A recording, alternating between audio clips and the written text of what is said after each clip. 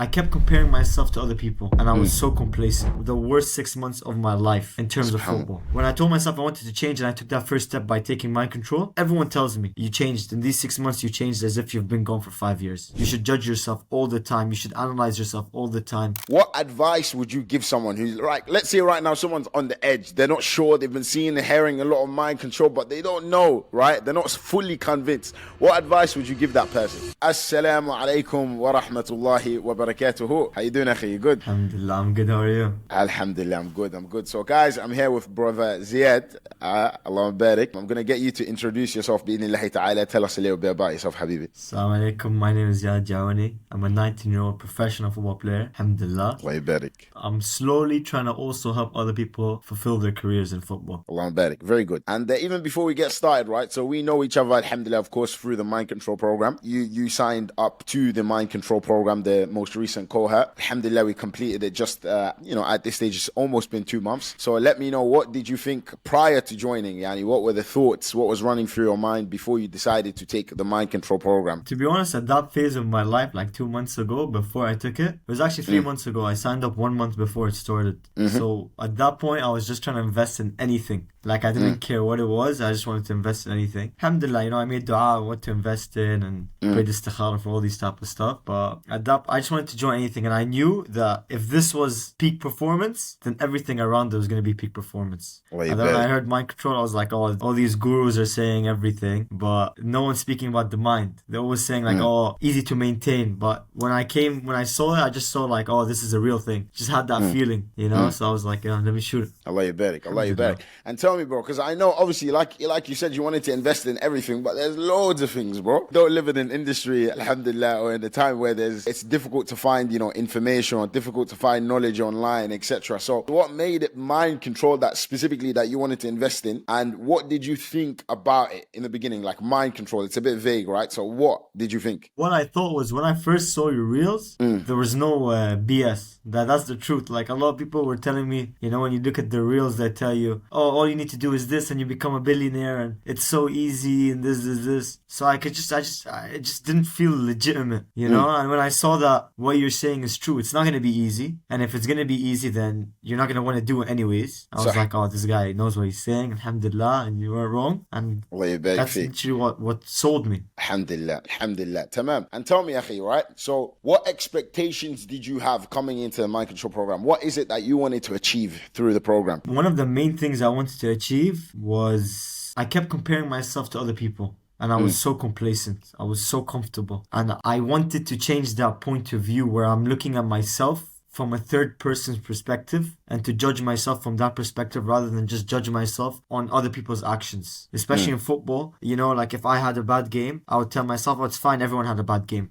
But realistically, it doesn't matter what everyone did. It matters about what I did. And mind control really put that into perspective. Like, you should judge yourself all the time. You should analyze yourself all the time. The small bits do matter. Every small detail contributes to a big change. And that's what I wanted to do, to change the small things, the small little details that, alhamdulillah, made a big difference in the end. Alhamdulillah. So you're a professional footballer, right? Allah SWT, you play country and club. So someone might think like, what someone like you who's already achieved professional football, what someone like you do with mind control, right? And what do you have to say with someone like that, right? Someone would say you've already attained what majority of people dream, success, right? In football. Why would you still go for mind control? Oh, that's true. That's a good question. Why? It's because I want more. I'm not like, I want more. I feel like I can do more, so why not work for more? Why not try for more? At the end of the day, football career is so short, so I need to do things in this short period of my life. I need to do them 100%. I can't lack. I don't have time to lack. And tell me, bro, in terms of like your performance with football, do you feel like your performance has increased or has bettered, right? As a result of the mind control program, your performance on the pitch, first of all, even? 100%. Because, you can actually also ask the coach. Like, it's a real thing. The first 6 months of the season, terrible. The worst 6 months of my life in terms of football. Really, I was out of shape. My mind, mentally, I wasn't there. Alhamdulillah, like when I told myself I wanted to change and I took that first step by taking mind control, a lot of things came after that. I was more focused. I realized that, I'm wasting my time. I can be using it way more efficiently. I can be working better. I can be eating cleaner. I can be chilling with the right people instead of going out and staying out and playing PlayStation. And a lot of things changed. And everyone tells me, you changed. In these 6 months, you changed as if you've been gone for 5 years. Like everyone, my family, my friends, my teammates. Alhamdulillah. Alhamdulillah. So mind control made a difference. Yeah. Alhamdulillah. Alhamdulillah. Crazy difference. You look at things so differently. But I was going to ask you, bro, which module do you feel is the one that was most impactful for you? Like this module changed you the most? For me, it was two. It was the reconditioning or conditioning, the first one. Yeah. I think it was the first one. When we went through these modules, I was like, I'm doing everything wrong in life right now. Like it hit hard. And the third one, I remember it was the third week. I forgot the name of it. The third one, the effective use of the mind? Yes, that one. Because after you reconditioned it, you were like, oh, I want to change. And then that was the effective use of the mind. You're like, oh, I need to put these things in place. And give me a line or maybe a phrase, something that stuck with you from the mind control program. There was one that I always told that, I wrote it down. Wait. No problem, Habibi. Take your time, Adi. It was the one that actually stuck with me a lot was as soon as you accept defeat, you've lost.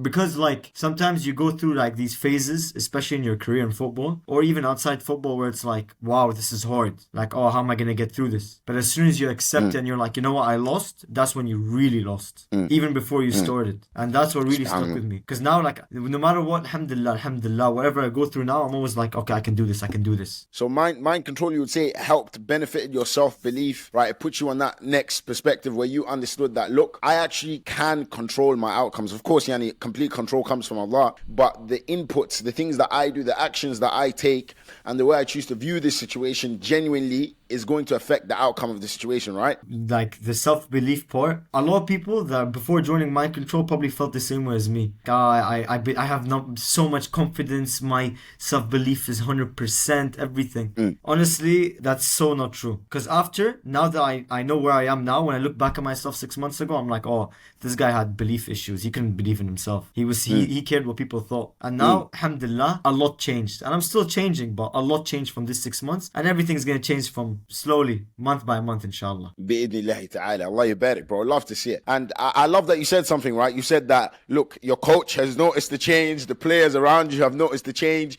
Your parent, your family, everyone's seen that you've changed. Now, what do you think like that means to you in terms of going forward? Like, do you have more direction now? And is this a sort of lifestyle? Because, bro, it's easy to change for, let's say, a month, right? Now, of course, it's been 3 months, I know, since the program from start to finish. But one could argue and make the argument, yeah, bro, it's easy to change short term. How have you been after the mind control program? Because we do, to be honest with you, we do always experience with students, right? There's this minor drop-off phase after the program where they start to return back to habits. And we actually had this conversation as well. Before they're like, okay, myself of the laws and we need to get back going again. First of all, the mentorship after mind control has been as beneficial as mind control. That's when you really see the growth, because that's when you start implementing everything you've learned. For me, I think it's the other way around. Like during mind control, you're just learning.